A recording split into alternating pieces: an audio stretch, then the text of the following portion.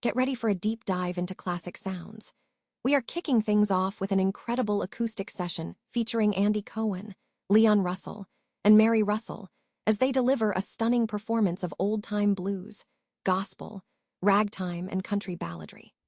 This unique offering brings together three of the finest performers on America's acoustic music scene, and you absolutely do not want to miss this journey through timeless musical legends.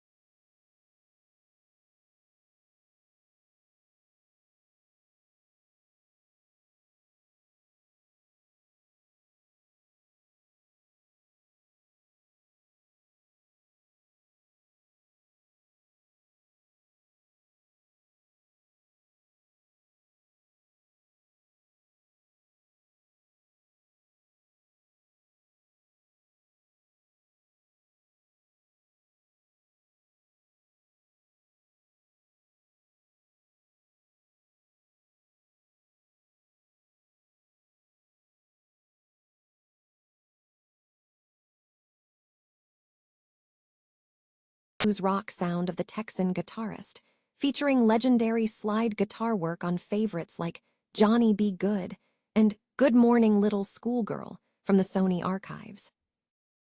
And finally, we have a huge reality TV shakeup.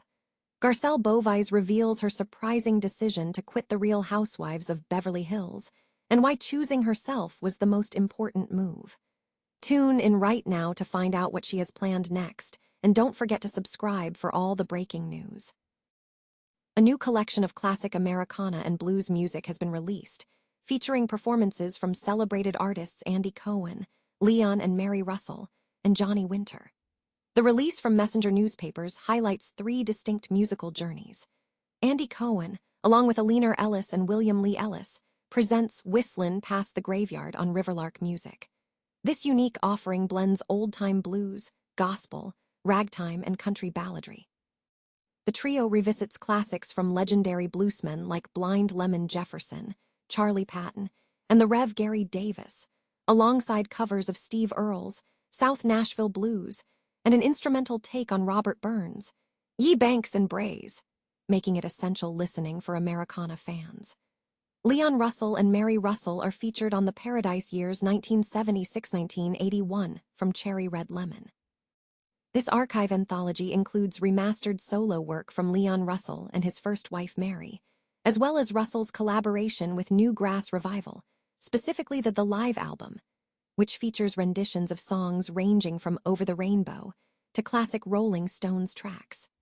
Finally, Johnny Winter's A Rock and Roll collection from Floating World Records spotlights the visceral blues rock sound of the Texan guitarist. This set draws from Sony archives to showcase the legendary slide guitar work of the Grammy-winning artist, reinterpreting favorites such as Good Morning Little Schoolgirl, Johnny Be Good, and Jimmy Reed's Baby Watcha Want Me to Do. These releases offer deep dives into influential catalogs of American music. Anderson Cooper has officially concluded his tenure as a correspondent on the CBS News program 60 Minutes, marking the end of a nearly two-decade career with the series. Cooper signed off after his final episode on Sunday, May 17th, reflecting on his time with the program and expressing a strong desire for its continued excellence.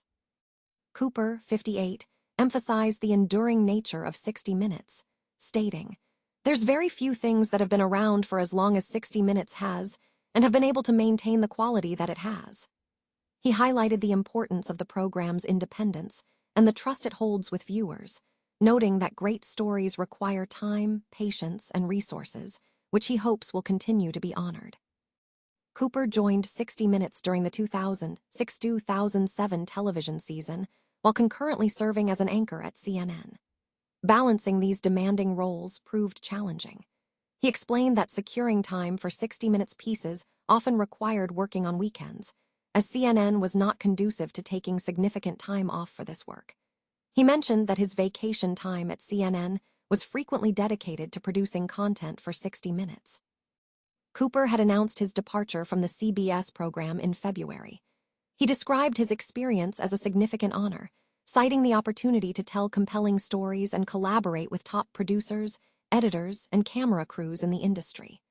Cooper cited personal reasons, noting the need to balance his career with spending more time with his young sons, Wyatt, 6, and Sebastian, 4. Cooper remains active in broadcast journalism, continuing his role at CNN, where he hosts the nightly program Anderson Cooper 360 Degrees and the network's New Year's Eve coverage with Andy Cohen. Mandy Moore has firmly stated that a major pop comeback is not in the cards for her at this time. In a recent interview with Andy Cohen on the Monday, May 18 episode of SiriusXM's Andy Cohen Live, Moore addressed speculation about reviving her music career. When Cohen suggested it was time for her to reemerge, Moore responded candidly, saying, "I feel like that would be fun, perhaps. I just feel like Hillary is so incredible. She's made to be a pop star. That is just not my bag. I'm 42. Moore elaborated on her current musical endeavors, noting that while she has released a couple of records, the last one was 4 years ago. She explained that she currently creates music with her husband, who is a musician, but their audience remains smaller, focusing on venues like theaters and clubs.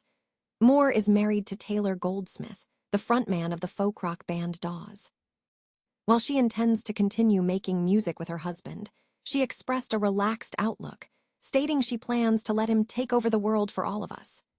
Moore's earlier career included a notable singing period in the late 1990s and early 2000s, highlighted by her single, Candy, alongside popular tracks such as Crush and I Wanna Be With You.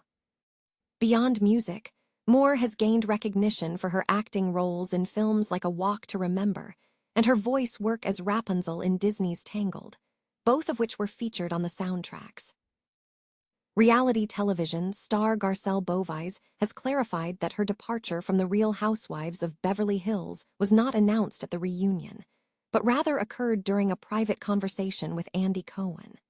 Speaking on the Julia Cunningham show on Radio Andy at SiriusXM, Beauvais detailed the personal decision to exit the series. Beauvais revealed that she opted for a one-on-one discussion with Cohen to personally inform him that her time on the show was concluding. She stated, "He checked in on me and texted, but I really wanted to have a one-on-one with him because I respect him, and I really wanted to say it to him personally that my run has come to an end." When questioned about future reality television projects, Beauvais firmly declined interest in formats like Real Housewives, Ultimate Girls Trip, declaring it was not of interest. In a discussion with The People Inc., Black Affinity Group's legacy chat series in New York City, Beauvais reflected on the unexpected nature of her fame, noting she was shocked by the viral attention following her announcement. While acknowledging that being on RHOBH significantly changed her life and expanded her brand recognition, she ultimately felt an internal call to leave. She explained that her spirit indicated it was time to exit, stating, "It gave me a new audience that I didn't have before. But knowing when to leave, my spirit was no longer there. I couldn't do it anymore. I just couldn't do it." Beauvais further elaborated on the feeling of disconnection during the reunion, noting that she felt she no longer had friends on the show and that the environment no longer aligned with where she needed to be. She emphasized that leaving was a personal choice, asserting, "Once again, I had to choose me. I chose me in the marriage when I walked away. I chose me here." While fans may not anticipate a return to Bravo, Beauvais remains active in the industry, participating in various acting and producing projects.